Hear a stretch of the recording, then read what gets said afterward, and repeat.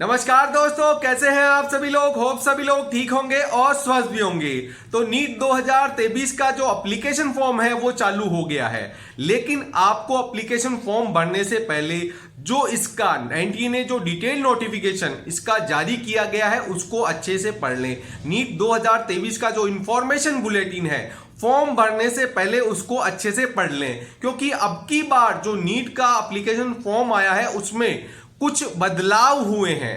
4 से 5 बड़े बदलाव इस बार नीट के एप्लीकेशन फॉर्म में हुए हैं। इस वीडियो में मैं वो आपको बताने वाला हूं कौन कौन से बदलाव इस बार नीट के। तो सबसे बड़ा बदलाव जो इस बार नीट के एप्लीकेशन फॉर्म में आपको देखने को मिलेगा वो है एड्रेस प्रूफ। हर बार आज तक जब भी नीट का एप्लीकेशन फॉर्म भरा गया है उसमें कोई एड्रेस प्रूफ मांगा नहीं गया था, लेकिन इस बार नीट के एप्लीकेशन फॉर्म में आपको एक अलग से एड्रेस प्रूफ डालना है और एड्रेस प्रूफ आपका प्रेजेंट और परमानेंट दो इन्होंने मांगे। हो सकता है दोनों आपके एक हो सकता है दोनों आपके अलग अलग हो। तो यहां आपको ध्यान में रखना है, अगर आप अलग अलग एड्रेस लिखते हैं, प्रेजेंट और परमानेंट अलग अलग एड्रेस आप अगर इसमें मेंशन करते हैं तो आपको दोनों के लिए एक पीडीएफ के अंदर दोनों का जो एड्रेस प्रूफ है वो डालना पड़ेगा। जैसे हो सकता है अभी आप कोचिंग कर रहे हैं तो किसी और जगह रह रहे हैं और आप कहीं और के रहने वाले हैं, तो आपको वहां का आधार कार्ड प्लस कोचिंग का जो आपका कार्ड है जिसमें यहां का एड्रेस है मेंशन है वो डालना पड़ेगा। और अगर आप चाहें तो दोनों एक ही एड्रेस डाल सकते हैं, प्रेजेंट और परमानेंट, उससे भी कोई फर्क नहीं पड़ेगा।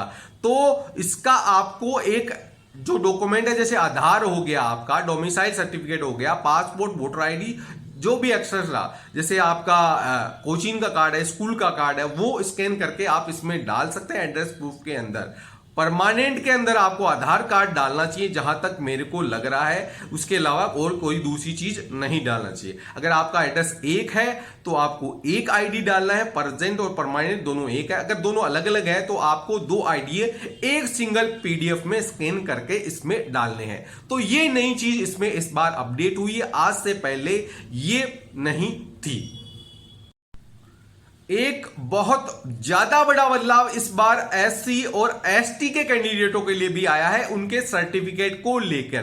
पिछली बार ओबीसी और ईडब्ल्यूएस के बच्चों के लिए यह आया था कि जिनके पास जो इन्होंने डेट बता रखी थी उसके पहले का सर्टिफिकेट नहीं है, मतलब जैसे इस बार इन्होंने 1 अप्रैल 2022 के बाद का सर्टिफिकेट मांगा है, वैसे ही पिछली बार ओबीसी और ईडब्ल्यूएस के बच्चों से भी कोई डेट मेंशन करके सर्टिफिकेट मांगा था। अगर वो नहीं है तो उनको एक ऑप्शन दिया गया था सेल्फ डिक्लेरेशन का, कि अभी आप सेल्फ डिक्लेरेशन का फॉर्म भरिए और उसमें अपलोड कर दीजिए, और बाद में जब भी आपसे वो मांगा जाए तब आप नया जो आपका सर्टिफिकेट बन गया है ओबीसी का, ईडब्ल्यूएस का, वो उसमें डाल दिया जाए। तो अब की बार एससी और एसटी के बच्चों के लिए भी ये कर दिया गया है, जो इनका सर्टिफिकेट है, जो सर्टिफिकेट बना हुआ है वो अब 1 अप्रैल 2022 के बाद का होना चाहिए। अगर उसके पहले का बना हुआ है और अगर वो अभी नहीं बनवा पाते हैं दूसरा सर्टिफिकेट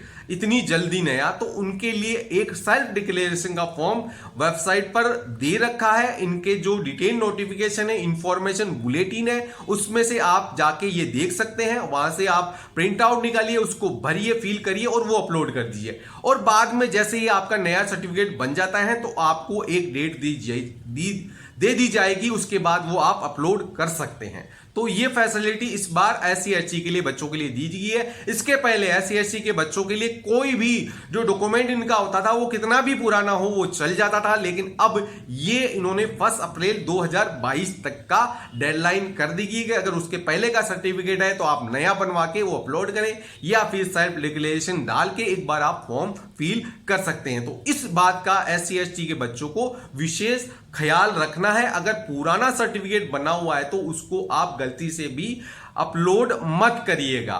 आप अगर आपसे इतनी जल्दी नहीं बन पाता है तो आप सेल्फ डिक्लेरेशन का फॉर्म भरिए और फिर उसको अपलोड कर दीजिए। मैं एक और बड़ा बदलाव जो इस बार फॉर्म में देखने में आ रहा है वो चॉइस ऑफ एग्जामिनेशन सिटी का है। हर बार आपसे 5 चॉइस मांगता है, एग्जाम सिटी की 5 चॉइस मांगता है, लेकिन इस बार केवल 2 चॉइस मांगी जा रही है। मतलब इसको घटा दिया गया है। ये अच्छी भी बात है, क्योंकि अगर 2 चॉइस मांग रहे हैं तो इन 2 चॉइसों में से ही आपको सेंटर अलॉट हो जाएगा।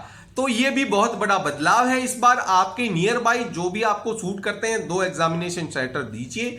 जहां तक पॉसिबल हमें लग रहा है उनको फर्स्ट चॉइस सभी को दे दी जाती है, लेकिन अगर कोई बच्चे ऐसे जो लास्ट तक फॉर्म भरते हैं तो उसको सेकंड चॉइस भी मिल सकती है। तो ये भी बड़ा बदलाव इस बार के फॉर्म में आया है नीट 2023 के। एक और बड़ा बदलाव जो इस बार आपको फॉर्म को में देखने को मिलेगा, आज तक जब भी फॉर्म भरे जाते थे तो आपको एक सेल्फ डिक्लेरेशन का ऑप्शन आता था।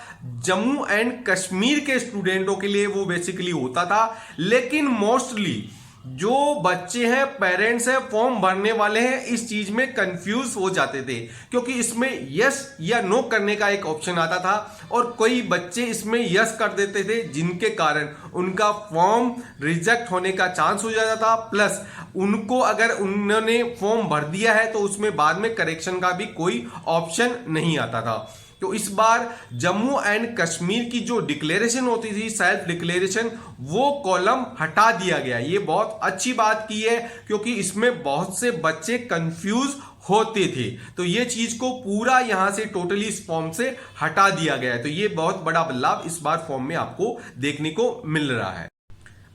एक और नई चीज इस बार इस फॉर्म में देखने को मिल रही है, वो है केवल तमिलनाडु के 10th पास स्टूडेंटों के लिए। कोविड की वजह से 2023 में तमिलनाडु के जितने भी स्टूडेंट थे उन सभी को पास डिक्लेयर कर दिया गया था। मतलब उनकी मार्कशीट में केवल पास लिखा हुआ था, कोई भी स्कोरिंग वहां पर मेंशन नहीं थी। तो इसलिए इस बार इस फॉर्म में एक ऑप्शन दे रखा है, अगर आप जैसे ही तमिलनाडु स्टूडेंट हैं वो चॉइस करते हैं, मतलब इतना स्टेट वो चॉइस करते हैं तमिलनाडु स्टेट होने का, तो वहां पर आपको जो 10th में जो जितने भी बच्चे हैं 10th की डिटेल वहां पर मांगता है, वो डिटेल में कुछ भी भरने का ऑप्शन नहीं आएगा, सब ऑप्शन ऑटोमेटिक हाइड हो जाएंगे। ये केवल तमिलनाडु के स्टूडेंटों के लिए है, अदर जो स्टेट है उनके लिए नहीं है। वहां पर अगर आप तमिलनाडु से आउट ऑफ तमिलनाडु स्टूडेंट है तो आपको पूरी डिटेल 10th की वहां पर जाननी पड़ेगी, सब चीज, हर एक चीज आपको मेंशन करनी पड़ेगी। लेकिन जैसे ही आप तमिलनाडु स्टेट के हैं ये डाल देते हैं तो आपसे 10th की कोई भी डिटेल पूछी नहीं जाएगी, कितने मार्क्स आए, कितने में से आए, क्योंकि 2021 में कोविड की वजह से तमिलनाडु में सभी स्टूडेंटों को केवल पास घोषित कर दिया गया है। ये बहुत बड़ा बदलाव आपको इस फॉर्म में देखने को मिल रहा है। तो इस वीडियो में इतना ही। होप मैंने ये जो फॉर्म आया है इसमें मैंने डिटेल जो नोटिफिकेशन है आपका उसको अच्छे से पढ़ा है, और जो मेरे को लगा नई चीज क्या आई है वो मैंने आपको यहां पर मेंशन कर दी है। तो आप फॉर्म भरने से पहले इसको अच्छे से देखिए, समझिए और फिर ही फॉर्म भरिए। धन्यवाद।